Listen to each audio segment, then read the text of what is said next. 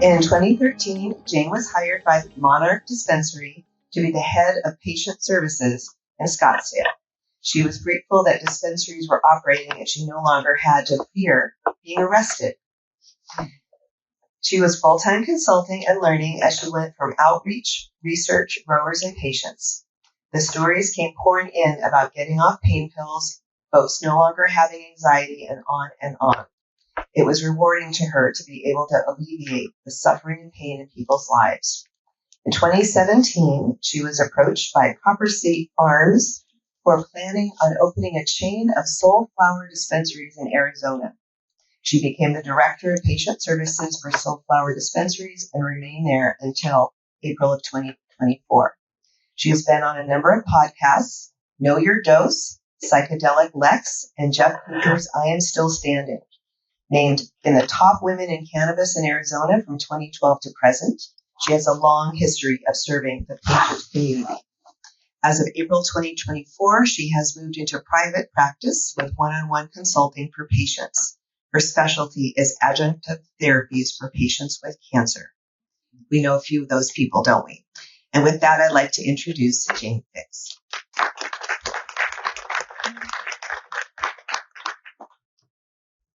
Thank you, Roberta. This is going to be a little strange for me because I'm used to coming from that side of the screen. And bear with me because my voice started going the other day. But once I get going, I'm so excited that you'll just have to keep up. And we all need to start off with disclaimers. This is not an FDA-approved medication. And so I'm not a medical doctor. So if you want medical advice, you would seek someone other than me. So I grew up in Southern California. And in the late 60s, I'm over at this woman's house. And she has a Frisbee on her table in the dining room. And it's full of cannabis. And she's in her 80s. Grandma P. And I said, Grandma P, what do you do with that cannabis? And she said, it's the only thing that helps my arthritis. So I became really interested, and she is the one that taught me how to grow cannabis. So that kind of started it off. So I knew in my heart that it was a medicine besides all the other things you could do with it. Now, remember, I'm in high school. So, I got a 65 Mustang. I need gas in the tank. I'm growing cannabis. That's what I'm doing. All right. Yeah. So when I started in the industry here in Arizona, they approved medical marijuana, but they pulled the dispensary part out of the program. So people could have a license to have medical marijuana, but unless they grew it themselves, they didn't have access to it. So I started running a caregiver collective, which was a very gray area of the law.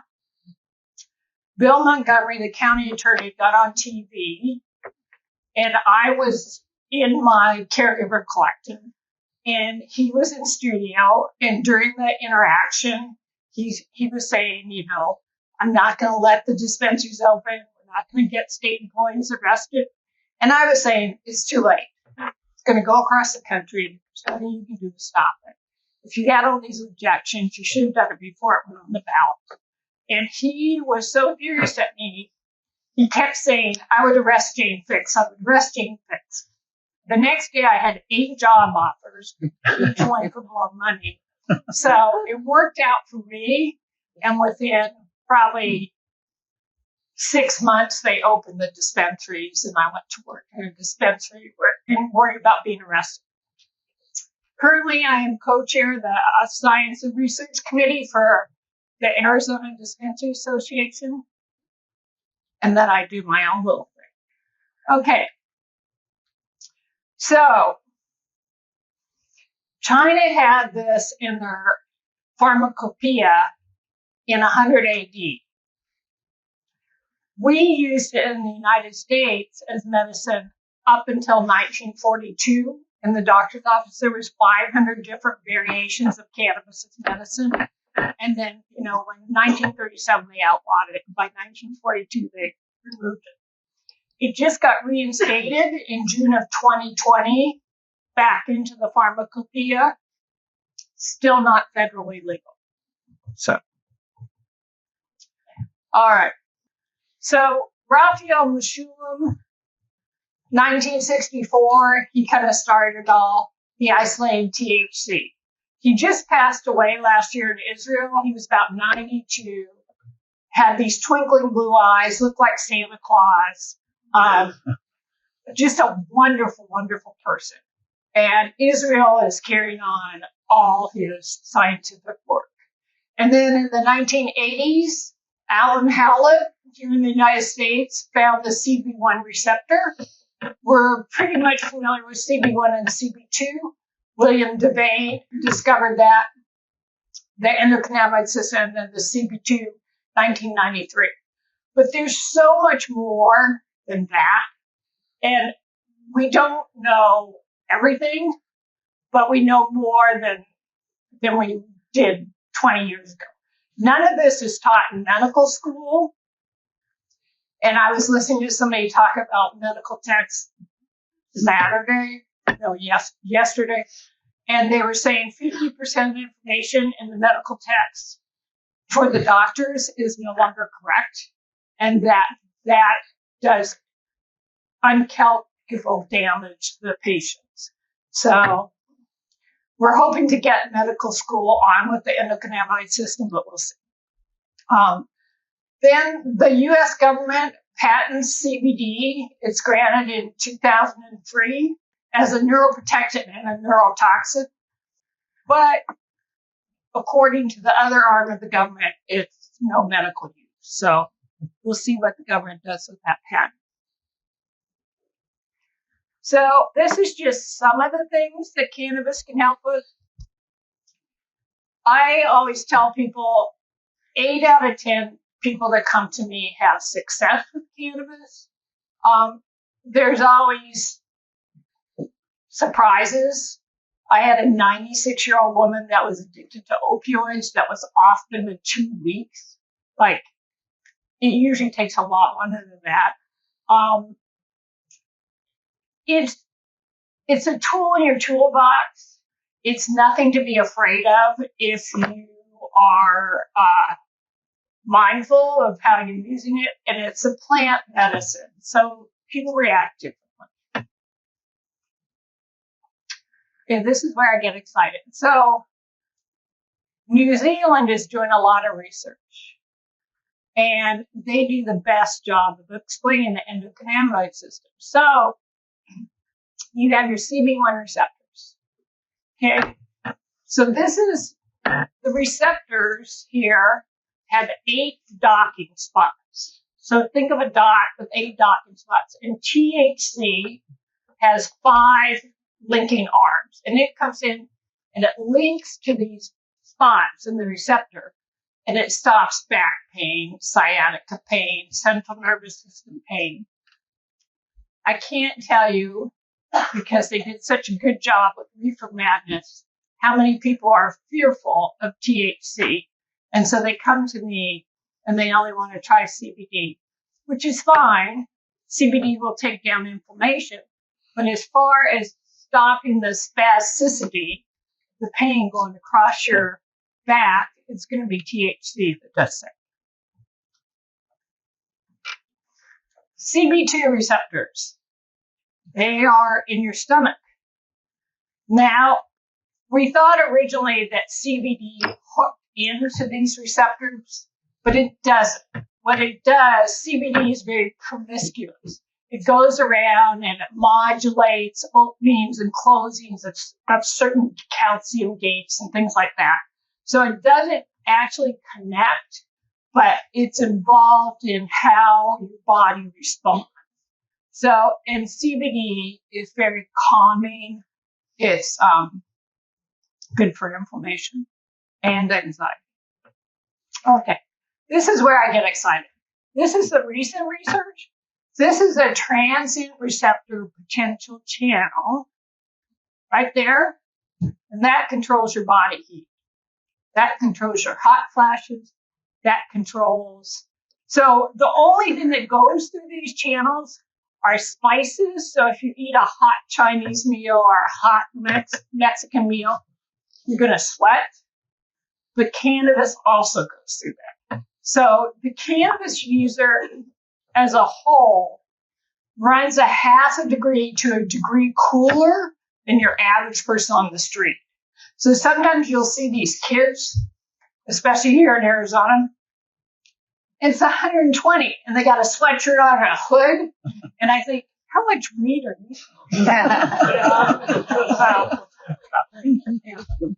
Are you saying that something you need and like it binds that to your PD-1 receptor suppresses like hot flashes and like temperature? For sure, I've been smoking weed more for my hot flashes. Okay, sorry, go on. Okay. All right. And there's a specific strain that they were growing out in the West Valley called Snowcat. And it was working for women right and left. And people were coming in to me and saying, that's why they named it Snowcat, because it stopped only hot flashes. I said, they had no idea. That grower had no idea. He just thought it was good. Okay, on to this. So we have more receptors. We're going to this side, the GPR18.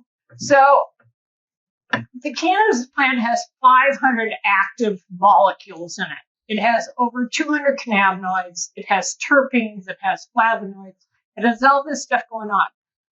What I would love to know is the lymph nodes. What is the receptor looking for the lymph nodes? What's the affinity? What's the cannabinoid that's going to go and hook into the lymph nodes? You know, things like this is what fascinates me. We can't really tell yet, but in the United States, we can't do research because it's federally illegal. So you look to Manuel Guzman in Spain. Christine Sanchez has done almost 30 years of breast cancer research in Spain. Israel has their scientists, so that's what we do. The GPR 55 is a big one, and they're going to start really studying this. So look where it is, the top of the brain. Guess what that regulates? Addiction. Addiction to alcohol, addiction to drugs. Any kind of addiction is right in the GPR 55. And they know that combining beta-caryophyllene with CBD helps reduce addictions. So I had a company that sent me some pills, that combination, but unfortunately, I gave them out to people that I deemed addicted, but they were using so many other things for their addiction that I couldn't tell whether it was working. But I'm trying, you know, I'm always experimenting on myself, others. So GPR 19. So there you go. The endocannabinoid system is the brakes and the gas on your sports car going down a windy highway. It's going to keep you on the road. It decides, it plays triage, and it decides, am I going to solve her back pain? Am I going to solve her anxiety? What does she need taken care of first? So there's no decision being made when you consume things. And we did experiments with people. And I have a friend that's kind of a genius, and she transferred cannabis to sound. And so we put headphones on for 20 minutes on these people. And we said, write down the 2 things that are bothering you, and then write down when they go away.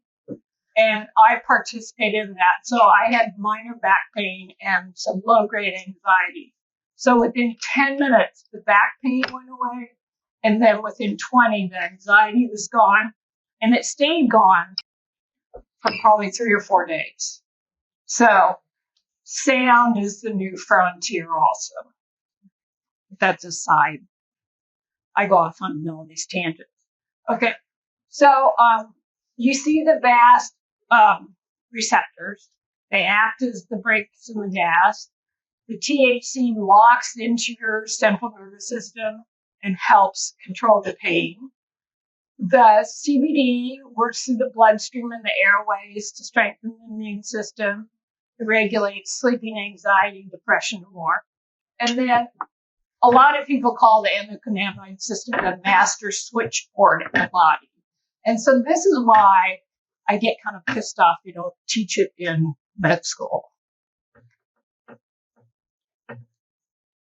Excuse my language, but that's the way I feel. All right. Here's your neuron. Here's your endocannabinoids. So your body naturally has these two endocannabinoids in them. They're in mother's milk. Okay? But then it gets the other cannabinoids from the plant, and those are called phytocannabinoids. Phyto being plant. And your body really doesn't know the difference. Cannabis is thousands of years old. It's been found all over the world. And if we weren't getting it directly into our body, we were getting it from cattle eating it or somewhere in the food chain up until 1937. And then that's when things went sideways. So cannabis is called the black sheep of the neurotransmitters. So when you take a drug, it acts presynaptic on this side before it goes across. But when you take cannabis, it's postsynaptic. So it's a negative feedback loop where, so you have this exoticity that's crossing the synapses. And cannabis comes in and says, oh no, you're not getting that excited. You're going to chill out a little bit here. And so it calms it down in that direction. Yes. So is it sending a signal back to basically like I don't know, it's clearly like inhibiting like some kind of sorry, I was in neuroscience, right, and then still in college. So so it's really inhibiting some kind of like when it docks into those receptors, it's able to inhibit the pain signals. Interesting, the pain signals. Yeah. So negative signals, right. Any like, because obviously it's like a jolt of electricity that goes through, and then all these chemicals go flooding into the next synapse. But then when it comes into the next synapse and there's phytocannabinoids like stored in the next synapse, they're like going back and sending signals back that's like, no, we're not going to feel that much, right? Right. And also the body really doesn't store cannabis. And I'm going to talk about that in a little bit. This I have to put up here because remember Reefer Madness, and this is your brain on drugs, and they put the egg on the sidewalk or in the okay, it couldn't be farther from the truth. So this is from the British Journal of Pharmacology. This is not from High Times, even though High Times may have a good article or two. I always laugh when I say that because they have an article about me in High Times if you ever want to get it. Cannabis offers a multifaceted approach by providing neuroprotection and reducing neuroinflammation while simultaneously supporting the brain's intrinsic repair mechanisms and enhancing neurogenesis. Okay, so the importance of sleep. You get 6 hours sleep. It's so crucial because during that time, this corpus callosum opens up and your spinal fluid comes up and it rinses out everything that you breathed in during the day that's toxic to your body. So you got out and you gassed your car out at Costco and you got benzene in your nose because you smelled the gas. You know you did. Your spinal fluid rinses that out at night. And then that first urination in the morning smells a little different because your spinal fluid has washed your brain. Okay? So these people that are shift workers and don't get continuous 6 hours sleep are getting toxic buildup in their brain. Okay? So most of the time, scientists initially said that this part of the brain shrinks about 30%, opens up that middle section. But in reality, now they're saying the brain shrinks up to 60%. So it can be washed out at night. So I tell, because I used to train the 20-year-olds that worked in the dispensaries. I said, you know, you can see God's flashlight come up so many mornings in a row. You know, we always called the sun God's flashlight when we were in our 20s. But it's really a good idea to start seriously considering getting that regular sleep. All right, on to the real subject. So cannabis and microdosing, I have to tell you that the industry is behind on the needs and wants of the patient. So the industry thinks everybody wants a 98% THC vape pen that's going to knock your socks off and you won't know which way to go home. But in reality, people like me, I shattered my kneecap. I had to work. The little 5 milligram piece that I took every 2 or 3 hours kept that pain out of the forefront and allowed me to work and get my job done. Because, you know, you have a job to do and nobody really cares whether you shattered your kneecap or not. They want you to do your job. So that's the way it works. But it's simplistic and it's non-threatening and it's a great way to do an introduction. So if you live in California, is anybody from California? Roberta, have you tried these? Petrus? We have not. Okay.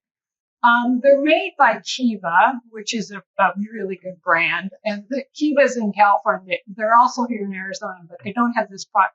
It's a 2.5 mint.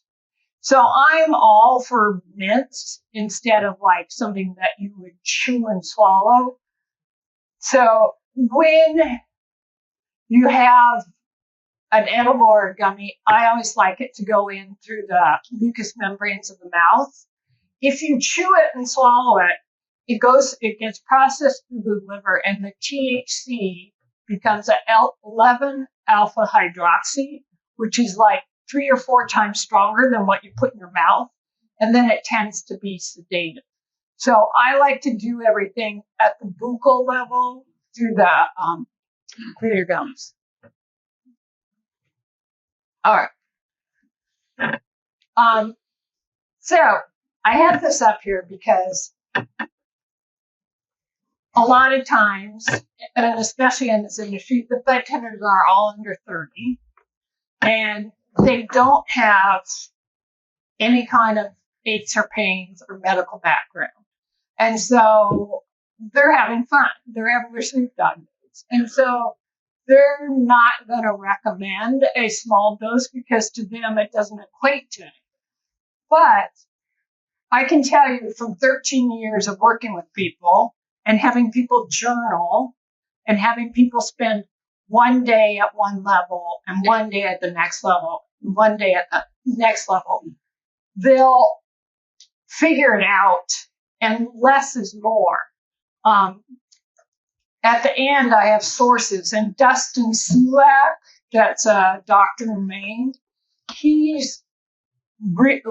starts people at 1 milligram of THC. So I generally start people at 2.5 and every 3 hours.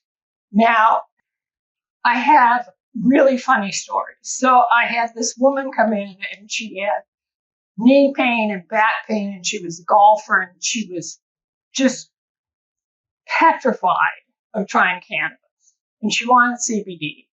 And I was like, no, the way to go with you is THC.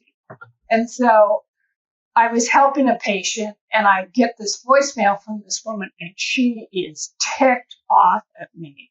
She's like, I took what you said this morning and it didn't do anything. That didn't even do it. And so I didn't intentionally ignore her, but I didn't get back to her for about 45 minutes. And by the time she picked up the phone, she was giggling. Yeah. And I said, are you okay? Yeah, I'm fine. I'm sorry I called you and left that message. Like, everything's working. Yeah, I'll be all right. And then you have the other end of the spectrum where they took way too much And they're like the cop on the YouTube video that ate the brownie and thought he was dying. And I had a patient one night call me and say, I was so glad this one went to person. She said, I'm sitting in my bathroom and I'm writing my will because I know I'm dying. And, you know, I tell people over and over again, cannabis has never killed anyone. You don't have a receptor in your back of your neck where that controls your breathing. So it's not going to stop you breathing like a benzodiazepine or something else might. But it's part of life.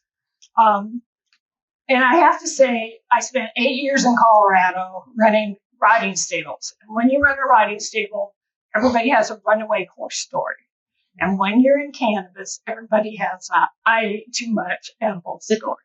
So it's just the way it goes. Anyway, the best thing you can do if you're new to the product is journal. Journal. And I have a lot of people that are very tentative, and I'm very explicit. And I say, you know, don't get up in the morning and take this product. Get up in the morning, have 16 ounces of water, get a light snack in your stomach. Otherwise, your little 96-year-old self is going to get dizzy if you pop THC before you get out of bed. You know, there's just certain simple protocols that will keep you safe. All right. So, for me, I believe in tinctures. I believe in tinctures because you swish them around in your mouth and you swallow them. Unfortunately, here in Arizona, you need a medical patient license if there's THC in it. So people often opt to use a gummy instead of getting a medical card. But tinctures, like if you're doing a pure CBD or CBG tincture, you're not going to need a medical card for that. Let the tincture or gummy dissolve in the mouth first rather than immediately swallowing and chewing it for a faster uptake. And when I have somebody that is maybe level 1 cannabis use, but is in a lot of pain, I will layer what they do. I will have them smoke something. I will have them take an edible, and I will have them use a topical. I use multiple things to address what's going on with it. But usually, if a patient is new, I just keep it simple, stupid, and introduce one thing at a time, and then their confidence grows. And then pretty soon, when I worked in the dispensary, they'd come in and they'd say, I don't need to see you. I'm off to get another thing. And I was like, fine, that's what I want you to do. I want you to fly out of the nest because I have another little bird coming in to take your place. I don't understand that. But that's all right. Question. Why does letting it sit in your mouth contribute to a quicker? So the liver is in process. So it's going through your mucous membranes. Oh, I see. Yeah. Good question. Sublingual. Yeah. Yeah, under your tongue. So inhalation using a vaporizer is ideal. To be honest with you, I never got the hang of them. So when COVID came, I kind of quit smoking, but now I'm back to, doing a puff or two when I get through the door, when I get home. And then vape pens. I'm not a big fan of them, but there is a brand in Arizona that does a dose vape pen, and so that's good for the beginner.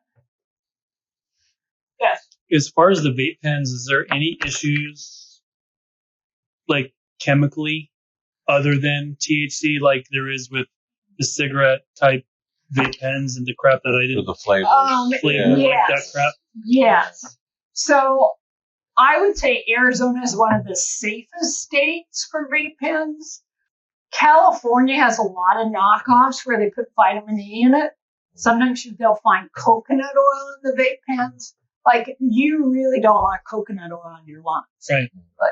So depending on the state and the regulations, I feel pretty confident that the vape pens here are safe, but initially they weren't. And frankly, if they're putting tutti fruity flavors in it, I don't want anything to do with it. Like if I wanted sugar snacks, I'd have cereal. So I'm kind of the old-fashioned flour girl. All right. So the whole point of microdosing is not to feel under the influence of cannabis. So sometimes when you're really like amped up and pissed off and just want to strangle somebody, that 2.5 milligrams of THC gives you that great sense of calm and clarity, and all of a sudden you're like, what was the big deal? Okay? So for some people it may be 5 milligrams, for some people it may be 10, but if you're coming to me as a newbie, I'm going to start you as low as I can. So microdosing cannabis can decrease inflammation, reduce anxiety, help you sleep, keep pain at bay. The negative effects from higher dosing are eliminated. So I overdosed myself the other morning. I had to sit down and listen to some music. 6 months ago, I overdosed myself and I was walking and I didn't know where I was. And I was like, okay, I'm just going to follow the golf course and get home. But that is all dependent on what you have in your stomach. You know, it's dependent on a bunch of different things. And maybe I got a package where they didn't dose it correctly. You know, there's always that outlier. Because once you have truly had too much cannabis, you never want to experience that again. I call it getting snake bit. So you're miserable, like you're laying on the bed with one leg on the floor, you got the TV on, you're trying to entertain yourself. That's why people are afraid of cannabis. Because you take a newbie and they get a 50 milligram dose, they're going to be in a lot of discomfort. And I worked with a woman, and she was fairly new, cannabis, and she went home with her husband, and they split a 1 gram syringe of RSO. So that's 500 milligrams each. And 2 days later, she comes to me and she's like, we couldn't go to work. I said, yeah. I said, you gave Neil 500 milligrams. She's like, he's not even talking. Like he's so mad at me. And she was in the industry. Like, you have to break it down and realize that 1 gram is 1,000 milligrams. And that's a lot of cannabis. So, you know, you just don't want to get in that spot. But it's funny when you're not the one that took it. Okay. All right. So now we're going to get to the individual cannabinoids. So this is why we call it THC, because it's tetrahydrocannabinol. Nobody wants to say that. I bet you the DEA can't say tetrahydrocannabinol. So this is a psychoactive component of the plant, and it gets a bad rep. There's plenty of good things about THC. It eases pain and nausea. It helps with chronic eye pressure, glaucoma, myasthenia gravis. We wouldn't have medical marijuana if it wasn't for glaucoma and Robert Randall.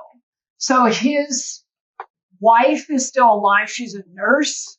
And he was arrested for growing his own cannabis on his patio in Washington, D.C. And he fought in a court battle for probably 5 to 7 years that was the only medicine that saved his eyes because he was allergic to the glaucoma medicine. And so that started the medical marijuana program. Now, there was a program run where patients could get free marijuana from the University of Mississippi. And they Bush stopped the program. And there were only 2 or 3 patients alive. And one of them is a stockbroker in Florida. And he came into my caregiver collective and he had this tin like this and there was like 1,000 joints in it. That's what the government sent him every month because he was a medical marijuana patient. That was the only medicine network. He had a rare bone condition. Well, the University of Mississippi grows the worst cannabis in the world. Like you're lucky if it's 8% and it's full of sticks and stems, and seeds and everything. But he didn't care. He got the can every month. He tore it all apart, cleaned it, redid it. And what tickled him was he was allowed to carry it on the airplane. He was allowed to go anywhere in the States with it. But that program is no longer. Now, when I talk about THC, I'm talking about Delta 9. Delta 8, you're going to see in gas stations. Please, please, please rethink that. Delta 8 is usually made from the hemp plant. There's no regulation. And every time my buddies in the lab do a thing, 47% of the chemical compounds in the gummy are not found in nature. So because the Hemp Act allowed the hemp producers to do this, it got out of hand. So when you grow hemp, it has to be under 0.03 THC. And if it gets hot, if it gets higher than that, they didn't know what to do with the crop. What they figured out was they could turn it into Delta 8 and sell it like this.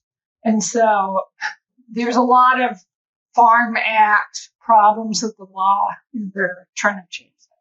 And in Arizona, Chris Mays came in and said, we're not going to allow this in gas stations. The Arizona Dispensary Association spent 2 years trying to get them to regulate this because kids were going in and buying this and it was just a mess. So you want to stick to Delta 9. That's the true THC. All right. This is the fun stuff that nobody knows about. So this is tetrahydrocannabivarin. And my friend actually works in Oregon at a place where they specialize in these seeds. This is new, but it is a mild appetite suppressant. So cannabis is adaptogenic. And the strains that came out of South Africa had more THC in them because there isn't a lot of food in South Africa. And so I kind of discovered it by accident. And here's how I discovered it. I love bread and butter. And I was going to Olive Garden. And I had some Durban poison, which comes from South Africa. And so I smoked a little Durban poison. And I went to Olive Garden. And I didn't eat the whole thing of bread and butter. I had one roll and I was okay. So it's a mild appetite suppressant. And they're now doing clinical trials with diabetes for insulin regulation. I think now that we have some seeds created that are like 28% THCV, they're going to do more research on this. But some of this is within the last 5 years. In the last year, it showed up in Arizona in different places. So THCV, appetite suppressant. Cannabidiol. So this is the one that everyone knows about besides THC. And pets are dosed by the pound and babies are dosed by the pound with cannabidiol. But other than that, I do standard dosing at about 20 milligrams when I dose somebody. However, cannabidiol works on the cytochrome P450 enzyme, where 60 other drugs go through your body. So blood thinners, blood pressure medication, statins, they all go through that cytochrome P450 enzyme. And so you need to watch for contraindications there with CBD. I had a girl that worked for me, and she was on blood pressure medications, and she took way too much CBD, and her blood pressure just plummeted. So you need to be careful with it. It's great for inflammation. It's great for anxiety. You just need it. It's one that interacts, and CBD, frankly, drives the chemists crazy. And there's a bunch of chemists working towards legalization and making like synthetic things of that. And I had a guy, and he was funny because he came from Russia, had this Russian accent, and he goes, "CBD is so promiscuous. I don't know what to do with it. It just won't stay in one spot." So it's a tough one. This is kind of the new shining star. Cannabigyral, CBG. It is the mother molecule of the plant. So when the plant is a baby, it only has CBG. And then THC comes out of that, and then CBD comes out of that. And it's all like on a timeline. So if you want to harvest a plant really early, you're not going to get THC so much as you're going to get CBG. And CBG, especially for stomach issues, and now they're finally able to prove it. Ethan Russo has a whole bunch of slides of people's stomachs and how their digestive issues have cleared up using CBD and the control group. So CBG, you can find this mixed into gummies. You can find it in tinctures, and you don't need a card. Okay? It's very like, if you can get a bottle of CBG, it's usually $20 for a 600 milligram bottle. So it's very low cost, and there's more to come on that. As far as MRSA, I have seen firsthand it stopped MRSA.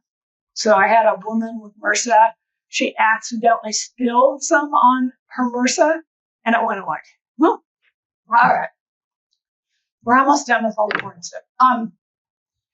Cannabichromene. Okay. Israel is really paying attention to this because for the first time I read a study in Israel saying that CBD with THC and CBC stopped on bladder cancer. And Israel doesn't make statements like that unless, I've never read any other study where it said the cancer went away. So that was just in 2021. But CBC is another new shining star. My patients, especially my patients that have struggled with depression, tell me that CBC really helps their mood. And there's a product here. There's more than one product here in Arizona, but there's a product here by Big Brothers called Happy, and it has CBC in it. And apparently it makes people happy. So, CBN. CBN is the cannabinoid that is a waste product of THC. So it's not actually formed by the plant. It's actually, and I'll show you a picture. It's actually when THC starts to degrade, it allows CBN to happen. I had a boyfriend, and thank God I was teaching fourth grade at the time. He had ADHD, and CBN was like a godsend for our relationship. And if I couldn't find any high CBN flour, I would put my flour out on a baking sheet and expose it to light and air for a day or two, and the THC would convert to CBN, and then I would give it to him. So he always used to accuse me of drugging him, assessing him and drugging him, but that's what I do for a living. So I'm sorry, honey, you come through the door. That's going to happen. But yeah, it's very, very good for muscle spasms, ADHD, focus. All right, topicals. Topicals are undervalued in the industry. I have a woman with ovarian cancer that came to me in 2014. She's still alive. And she claims out of all the things we did, the topical is what really turned the corner for her. So who am I to argue with her? I mean, her diet. So I have a couple of patients that call me every Thanksgiving. It's kind of a tradition. They call me and say, hey, we're still alive. And I have people text me that too. I have such a strange job. But I have a patient that texts me, this is Dave, I'm still alive. And I was like, okay, Dave, what do you need? But the last time her daughter called on Thanksgiving, I'm doing the math in my head, and I'm thinking, I met her in 2013 or 2014. That's 10 years ago. She had stage 4 cancer. She can't possibly still be alive. And I hear in the background saying, hey, are you talking to Jane? Tell Jane hi. And I almost fell out of my chair. So crazy things happen. All right. So when you're first using a topical, your skin has a ton of receptors, but they're not open. So you're going to use that topical probably 4 to 5 times a day in the first week. And then after that first week passes, once or twice a day. That's all you need. So I've used topicals all my life. I'm always banging up something. So it's good. The CBD salve on the back of the neck, the picture is on my old hard drive at work, but they took somebody that was having seizure activity and they rubbed CBD on the back of their neck, and then they took the picture of his brain 10 minutes later, and the two pictures side by side are like brought it down by half. So, and this is a good example of topicals. Randy and Rob are here, and they will be at Curaleaf, and Curaleaf carries all those topicals, so they can guide you through those. All right, here's what I wanted to talk about the THC. So you have a plant, and when you get ready to harvest this plant, there's a 48-hour window. And how you decide is based on these clear glandular bulbs. This is where all the medicine is. This is where the terpenes are. And so it starts out with clear, it goes to milky, and then it starts to go to amber. When it goes to amber, that's the THC converting to the CBN, and you've let the plant stay too long. So you want to harvest it between clear and milky. Once it's fully, each glandular thing is milky, it's got to be clipped, unless you're intentionally wanting CBN. And so in the early days, especially when I was running the caregiver collective, a lot of the product that was coming in from growers that didn't know what they were doing. And so they would come in with this stuff that basically looked like potato chips or, and growers are very sensitive guys, and I've made more than one cry in my life, to my shame. But you have to be with that plant that last 48 hours to get the peak optimum conditions. All right. So things you need to know. You're going to hear people talk about the entourage effect. And the entourage effect is the plant used as whole plant medicine is 2 to 4 times greater than it would be if you isolated specific cannabinoids. And everybody likes to tinker, and everybody likes to isolate cannabinoids, and that's fine, but you have to think that this plant has been on this earth with 500 active molecules in it for a reason. And ideally, you don't want to tear it apart unless you need to address like a specific condition that you need extra help with. And then this is decarboxylation. So all the cannabinoids start off with the acid molecule in the end. Okay? And that means they're non-psychoactive. Okay, so I use THCA. It's really hard to find. I have one source for it, but it's non-psychoactive. CBDA is also kind of hard to find because the acid molecule is a very weak link with CBD, and so it breaks off easily. And most of the time you end up with just plain CBD. But they're the next frontier on medicinal uses. So I was just talking to Randy earlier and saying that really 75% of the time, the stuff I'm using now is acid molecules, and they seem to be so much more effective. And then Ethan Russo started off as an ethnobotanist in Montana, and then he was studying tribes that use cannabis to hunt at night to improve their vision. And now he works for GW Pharmaceuticals and developed Epidiolex and Santex. If you're interested in the science of marijuana, I have never, ever emailed a scientist about a paper and not heard back within 48 hours. They're very giving. They're very kind. Ethan Russo has sent me papers before he's even published them. It's a really great community. And then this book is probably 10 years old, Marijuana Gateway to Health.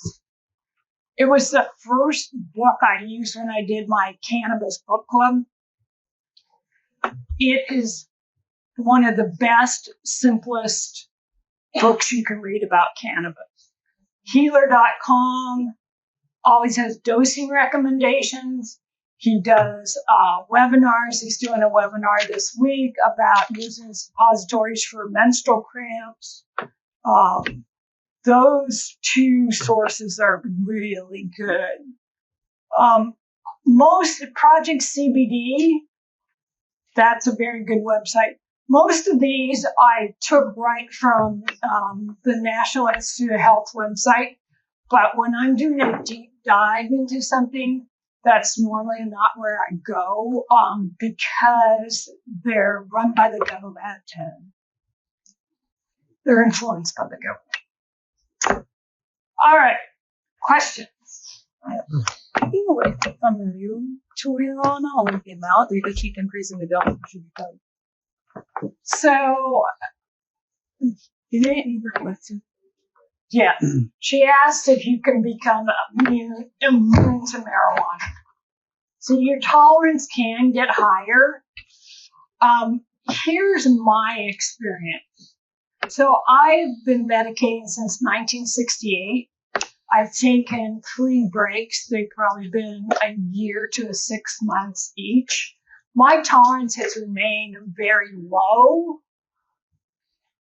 People get into trouble when they start bumping up, and then they get cannabis hyperkinesis. Who's ever heard of that?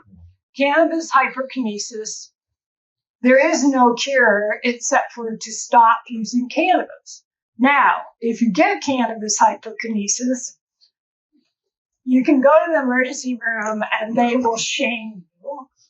Or you can get in a hot shower for 3 hours, and that's the only thing that's going to make you feel better. Right? I used to worry about that. I thought that my bowel obstruction tumor pain was actually that. And those hot showers helped it. And I was like looking at it, was like a cycle of pain, like throwing up, nausea, whatever. And the only thing that matched up all my symptoms was cannabis. And I was like, I've only ever smoked weed once. And I was like, how did I get that? So in Arizona, they talk about it at poison control. They talk about it in the emergency room. And poison control referred this woman to me that had cannabis hyperkinesis. And I said, the only answer to that is to stop using cannabis. And she's like, but I love it. And I said, well, you can't have it anymore. But generally, how people get it, I'm trying to choose my words carefully.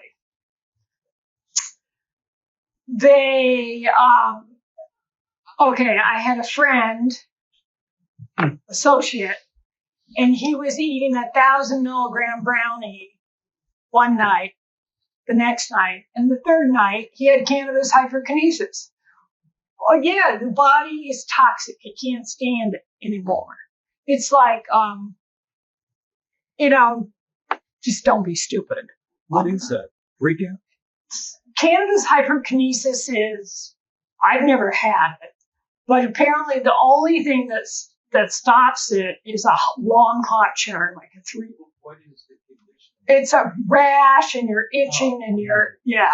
Mental freak out when you're No. on the floor. No. I'm not sure of that. It's a nickname that can be careful altered. No. Yeah. And I had a guy that had 2 broken ankles and he couldn't take pain pills and he smoked so much marijuana he got cannabis hyperkinesis. But in my 13 years, I've only seen 3 true cases. The cases that go into the hospital where they tell you have cannabis hyperkinesis, 90% of the time you don't. Because I had an old boyfriend that ended up in the emergency room, and every time he checked that he used cannabis, they would say, "Oh, you're here because you have cannabis hyperkinesis." I said, "He's been smoking cannabis for 40 years. He doesn't have cannabis hyperkinesis." So, anyway, my message to you is it's a tool in the toolbox. If you're curious, it's worth exploring. I have seen it really, really help people. I don't say it's the only answer, and I don't say that it's going to be the answer for you, but there's help here. Randy and Rob are here to help you. I'll be around for a while. Is there anybody that's just plain fearful of the idea of cannabis? He wants to share. That's kind of yes. Hey, like that you can order offline and differently. How would you know if you're getting like a dummy, for instance? How do you know it's a quality product? Like, because we don't want the Delta 8. Right. So does it say? I don't know if it says. So you should never use something unless it has a certificate of analysis. So all dispensaries are required to show you that. And then I work with a store that you can order online, and you can just click next to the product and it'll show you the certificate of analysis on there. There's so many intricacies. So I compared this. If I didn't know anything about cannabis, I would feel like I feel when I walk in to get a new iPhone. I'm totally lost. Give me something that works and guide me through it, because there's so much other stuff in play and so many different beliefs. So a lot of times, especially early in 2014, 2015, 2016, people would show up for an appointment with me and they would have 3 shopping bags full of cannabis stuff that they bought from 3 different places and have no idea what to do with. So, you need a trusted person to navigate you through it. And I'm not saying that because that's what I do. I'm saying that because it's just the smart thing to do. Because everybody's different. States are different. I heard you talking about Texas. My company was applying to get a license in Texas. And it doesn't seem to. It seems to be stalled out. So I don't know what's going on with Texas. Yes. So in one of your slides, you mentioned that I think it was CBD interacts with blood thinners. What about THC? There's no interaction? Fortunately, THC really doesn't interact with them. You just have to be careful using it. Yeah. Same kind of question as far as either THC or CBD with like atrial fibrillation or mitral valve or any valve part issues. anything like that? So there's all kinds of things on a little bit of THC, and I'm talking 1 milligram, 2 milligrams for endothelial health, to help around the heart. I had somebody who was at the gym. I'm trying to remember my story. Basically, he burst his heart container, like lifting weights. Like his blood was pouring through the cavities. And he says there's a Facebook group. There's like over 10,000 people that had this. And so he called me up and he wanted me to give him permission to smoke. And I was like, no, I'm not going to give you permission to smoke. I'll give you, I can say 1 milligram every 3 hours isn't going to hurt you and it might help you, but I'm not going to say you can go out and party with cannabis, being that your condition is your whole heart burst. Like, you know, people want my blessing to do silly things and I don't give it to them. So as far as like 1 milligram per hour. Not per hour. I think it's 1.5 every 3 hours, but I don't like to give this kind of advice without knowing all the other drugs involved. Thank you. Thank you.